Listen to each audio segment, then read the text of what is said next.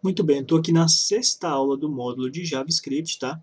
E aí, eu tenho aqui os meus arquivos já na pasta aula 6, entendendo objetos. Então, nessa aula a gente vai falar um pouco mais sobre objetos, tá? E para colocar o servidor para rodar, eu tenho que vir aqui. Observe que ainda estou aqui na aula 5, né? No Conemu. Então, eu vou sair dessa pasta, tá? Vou dar um ls, eu tenho ali a pasta aula 6, como você pode ver aqui, ó, tá? Então, eu vou entrar dentro dessa pasta e aí rodar o http server -o.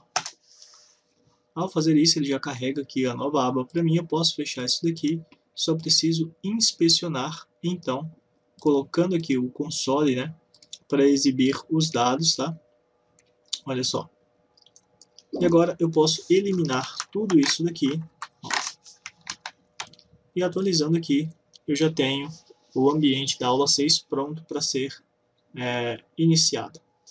Então, a primeira coisa que eu começo dizendo para você é que a natureza dos objetos em JavaScript é dinâmica. O que eu quero dizer com isso? Na aula passada, a gente utilizou o exemplo da var pessoa, tá? Que na verdade era um objeto que tinha propriedades como nome e idade. Tá? Então, a gente vai continuar nesse exemplo. Então, eu vou colocar aqui um var pessoa, tá? Que vai ser um objeto. Só que ao invés de definir aqui suas propriedades, olha só, eu posso ter um objeto vazio, tá? E se eu der um console.log aqui, console.log pessoa, você vai ver que ele é um objeto, ó. Então é um objeto, só que é um objeto vazio, ok? Então, como a natureza dos objetos em JavaScript é dinâmica, isso significa que eu poderia vir aqui, por exemplo, tá? E colocar aqui um pessoa.nome igual a Rodrigo. Ó. E agora, quando eu atualizar aqui, observe que eu tenho uma nova propriedade adicionada a este objeto, ok? E aí, eu posso fazer isso quantas vezes eu precisar, adicionando novas propriedades. Então, aqui eu posso, por exemplo, colocar pessoa.idade igual a 29. Olha só. Pessoa.sexo igual a masculino.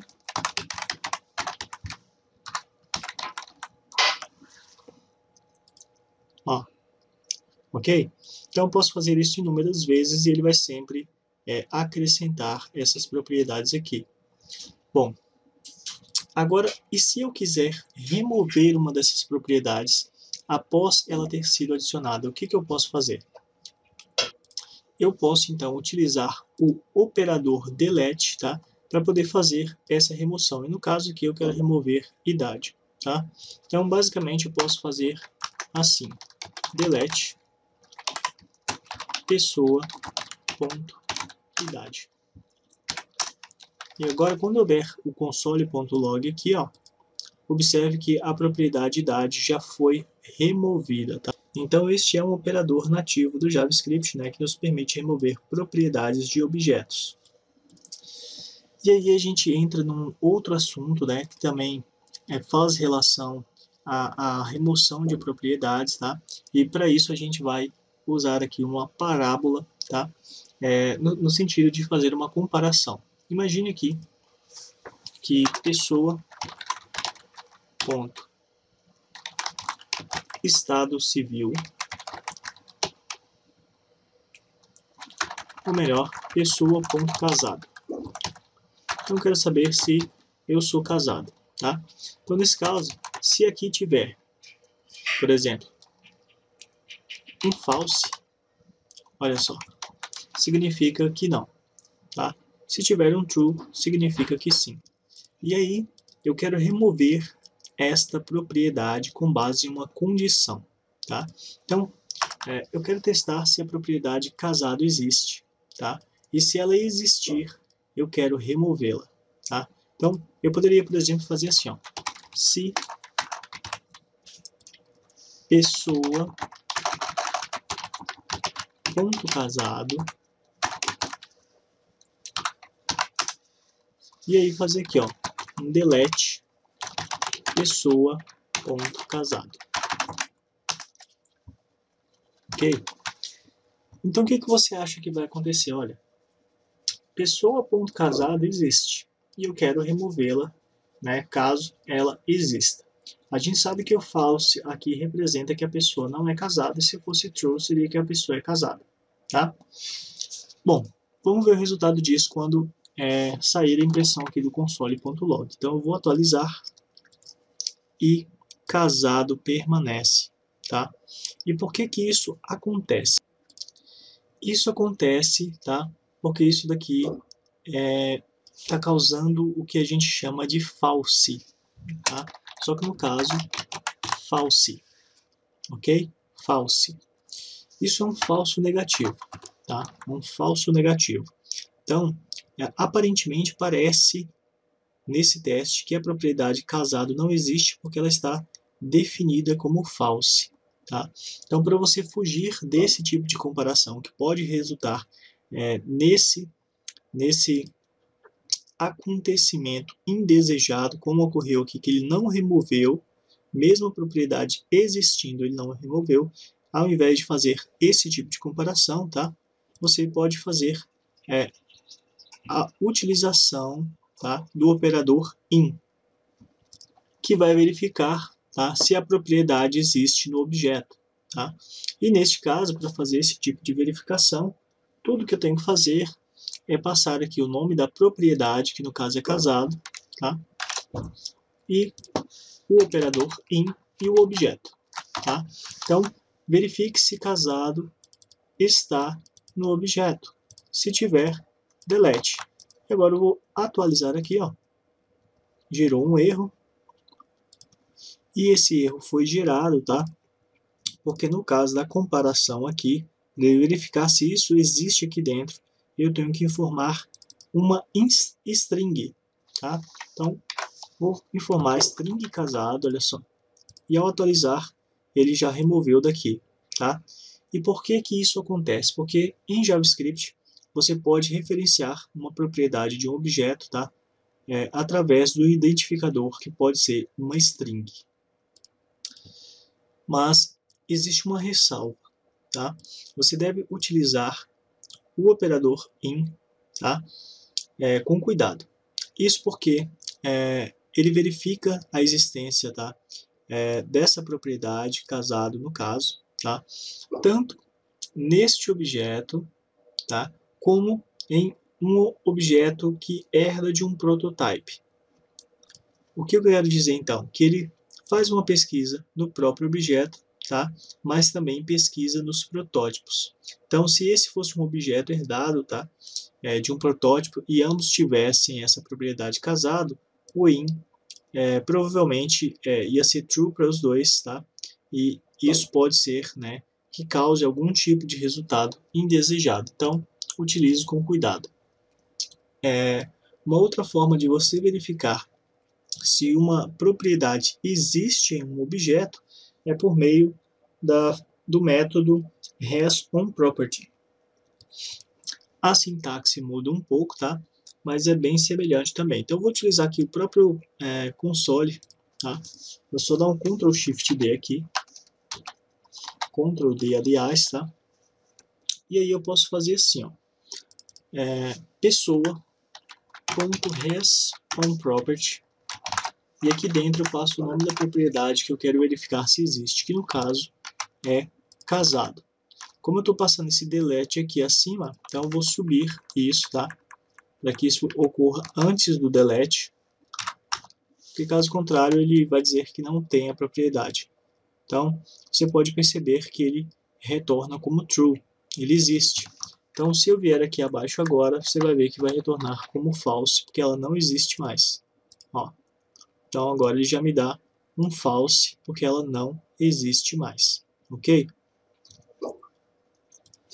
E uma característica da função desse método hasOnProperty, tá? É que ele pesquisa somente no objeto, tá? Somente no objeto local, ou seja, somente no objeto que o chama, que o invoca. Isso aqui é uma invocação. Então, basicamente, eu poderia fazer esse teste, tá?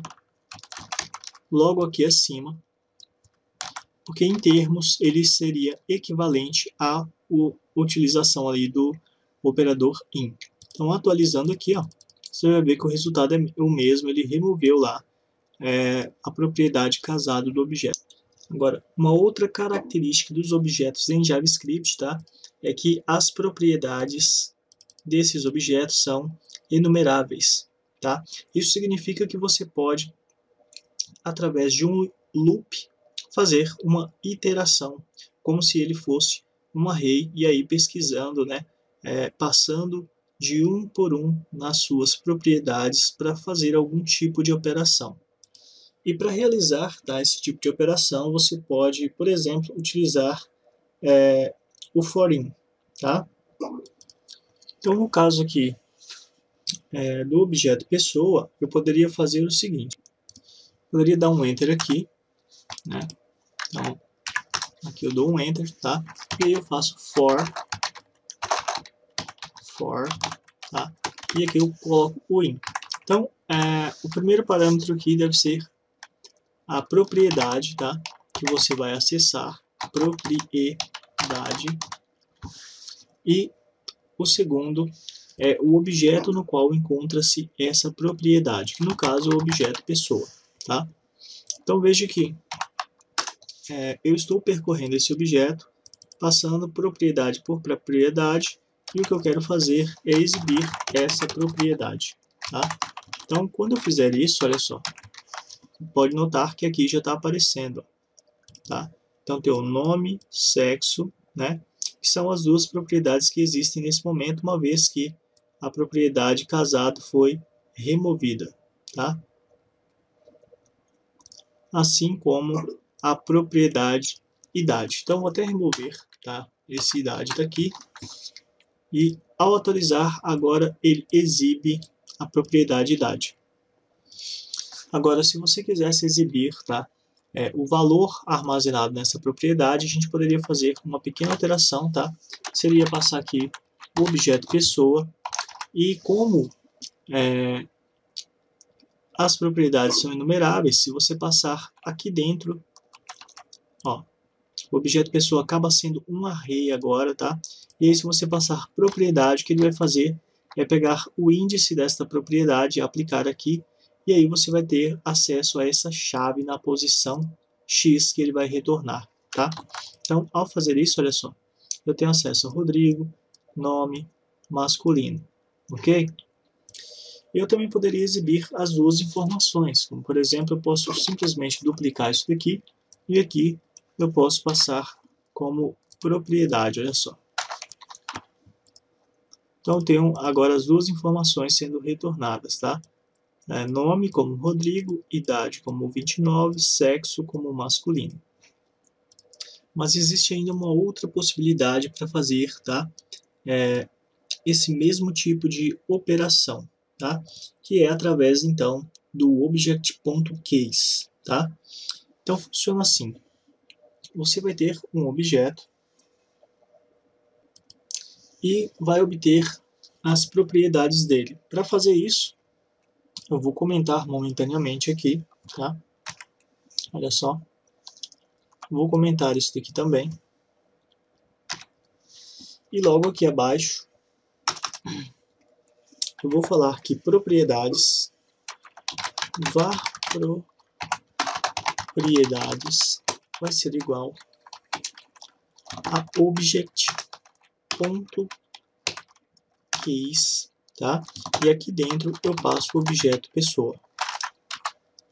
Então agora, se der um console.log em propriedade, ó, que eu vou ter aqui, eu tenho as propriedades num formato de array, tá? Ele devolve um array com o nome das propriedades aqui para mim.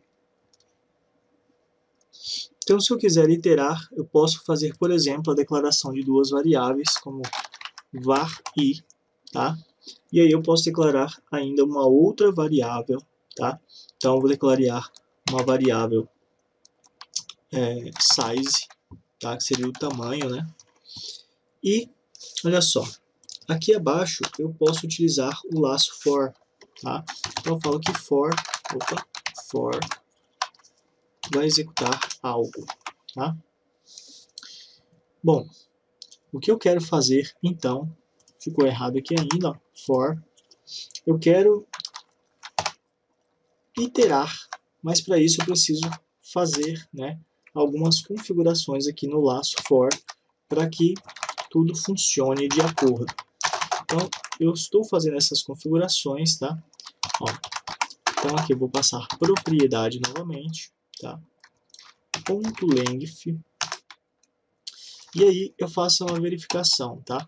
Se i for menor que size, olha só, aí eu faço uma iteração.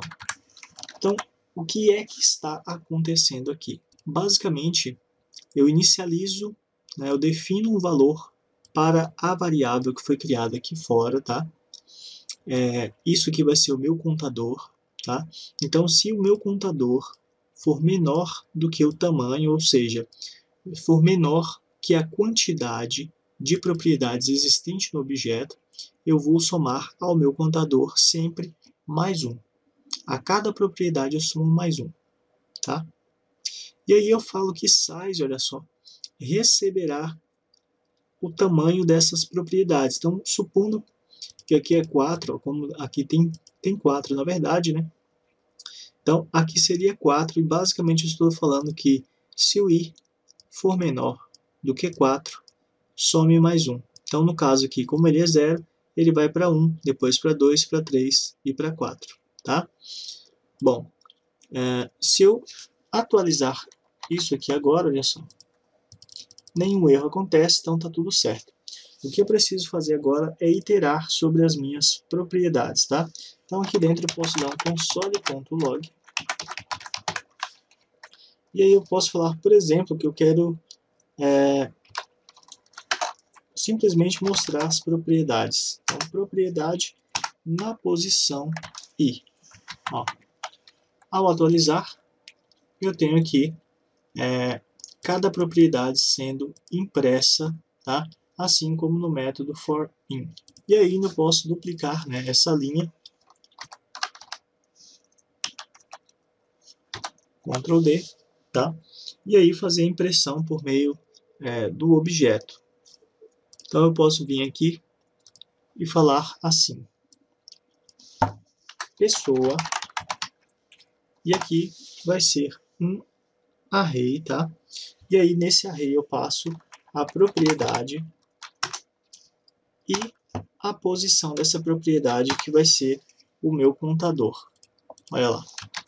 Então, ao fazer isso, eu passo a exibir os valores dessas propriedades, tá? Então, eu iterei o objeto como um array, tá? Passando as propriedades, tá?